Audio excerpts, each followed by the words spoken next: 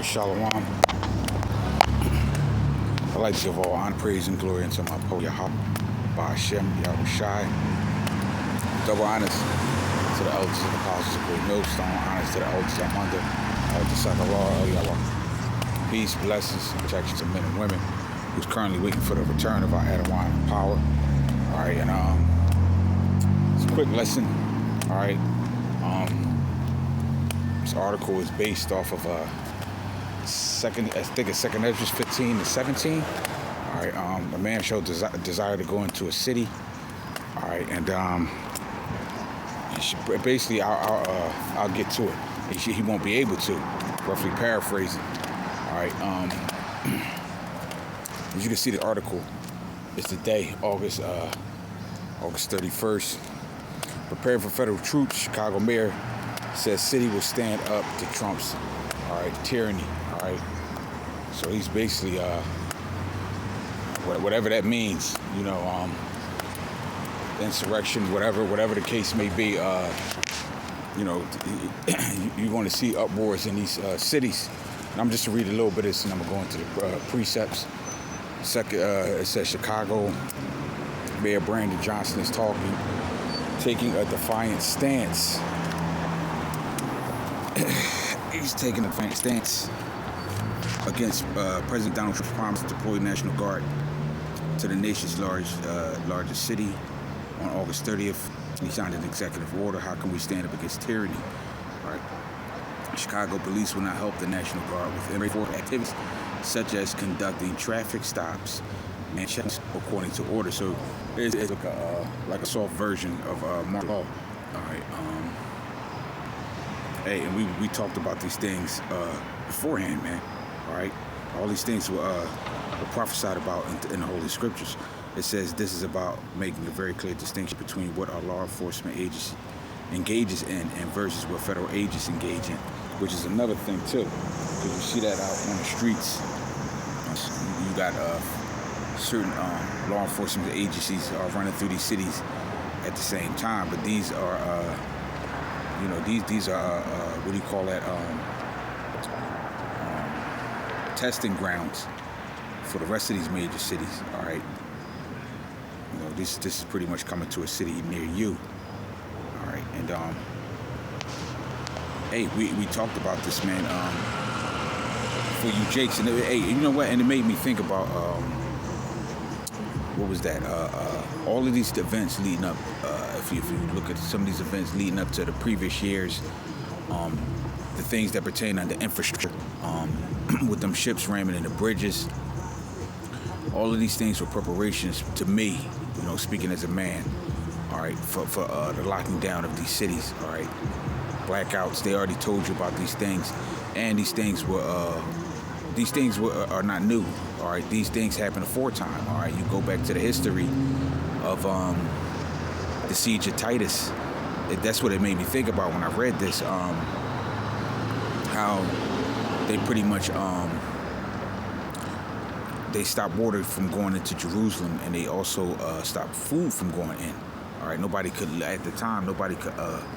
go in and leave out. I think that's in the Book of Wars and in the Book of Josephus, the history of the Romans when they expelled our people out of Jerusalem in 70 A.D. All right, so you're seeing a replay of the very same things. All right, it's going to go on pretty much through all these cities, man. All right. Let me go to come on, stay slow. Let me go to, let's see if I already have it on deck. All right. 2 Ezra 15, and I'm gonna go to verse, which I'm gonna title this lesson. 2 Ezra 15 and 17. A man shall desire to go into a city and shall not be able, for because of their pride the city shall be troubled. The houses shall be destroyed, all right, and men shall be afraid, all right, because these are scenarios that you can paint any kind of way. To me, they're no longer, of course, a conspiracy, all right, and they're just doing it in front of people's faces, man. They can easily come up with a scenario to which they can lock down these cities right away, man, all right. And not to mention, there are more warships going down to Venezuela, which they personally said this war is going to make its way all the way up, all right, to the border, all right, showing you that this is going to be a national issue. All right, let me take a slide here. Take this thing off of here, which is going to be pretty much a national issue. All right, and I'm pretty sure, just speculating, all right, nobody's going to be able to go out or come in. All right, and we know these things through what? Through history, because history repeats itself. So let me grab this, all right, which I already went into, but let me go into Ecclesiastes chapter 1 and verse 9. The thing that have been is that which shall be, and a thing which is done. All right, which it shall be done, and there is no new thing under the sun. So like I was saying, all right, there's no new thing under the sun. All right, this thing happened aforetime. All right, when Jerusalem was compassed with armies. All right, and we're coming into a time where we may see that again. All right, and that's why it's always important to look into history. All right, let me grab this. Romans chapter 15 and 4. For whatsoever things are written aforetime were written for our learning, that we through patience and comfort of the scriptures, all right, might have hope. All right, so we have hope. But the biggest difference now, with prophecy being fulfilled, all right, we know that this is it, man. All right, there's no more going into captivity. All right, this is the end of Esau's world. All right, and he's showing it. He's coming down with great wrath, man. All right, he's pretty much showing you. All right, he's pretty much showing you that he's putting it right in your face, man. All right, and like I said, I've seen videos of people getting upset because pretty much they thought that, you know, they see FBI running through these cars and stuff like that, showing you, hey, this is not your rest, man. And that's what you jakes get, man. All right. It's clear that this man's kingdom is falling, and if his kingdom is falling, what place are you going to have? All right. Our rest is not here. All right. It's on the other side, man. All right. And those of us that believe in this truth, that's what we're waiting for. Let me go here. It's the book of Amos 3:7. Surely the Lord thy power will do nothing, but he revealeth his secret unto his servants the prophets. All right, we know this by prophecy. All right, by the Holy Scriptures. All right, we're forewarned. Pursuant to Proverbs 29 and 18. All right, where there is no vision, the people perish, man. And 2/3 of our people don't have a vision of that. So let me slide into verse 6. Shall a trumpet be blown in the city, and the people be not afraid? Should there be evil in the city? All right, and the Lord have not done it. So some of these, in particular, some of these troops are now armed, and they're not even telling the populace as to what's going on. All right, but like I said, nevertheless, you have people out here that pretty much don't have a clue, man.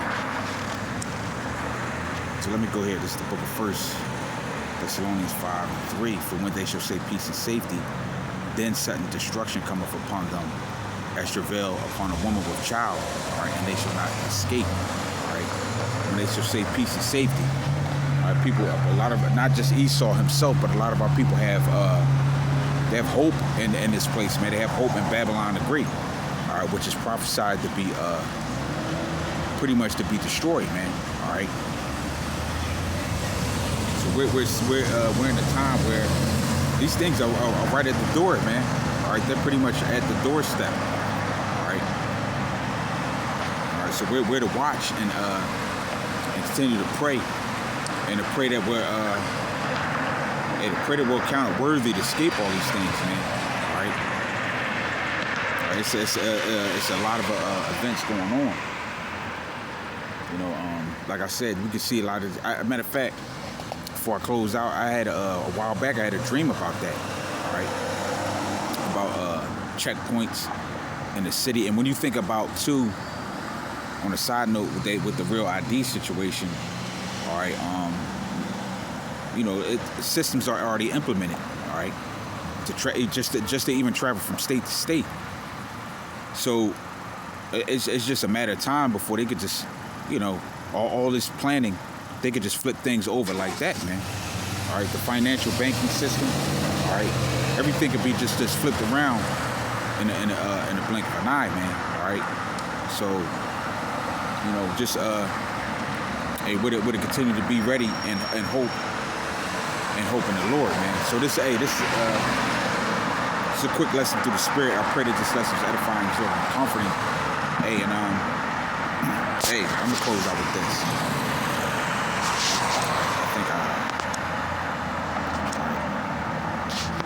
This is the book of Proverbs, chapter 22. I think I got one more. Then I'm gonna close out. Just to make a point. This is the book of Proverbs 22 and 3. A prudent man foreseeth the evil and hideth himself.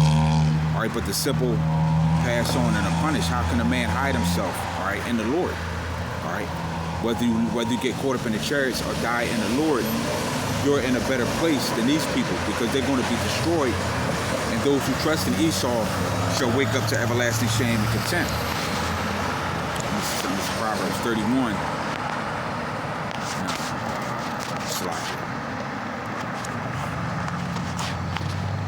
It's the book of Proverbs 21 and 31. The horse is prepared against the day of battle. All right, but safety is of the Lord. So the point that I want to make, basically concerning these last two precepts, is that if you ain't got the Lord on your side, man, you're cooked, man. You're done. All right, safety is of the Lord. A man cannot deliver himself by his own strength, by his own might, or by wealth, or by any means. So with that, I pray that this lesson was edifying. And with that, I would like to say shalom.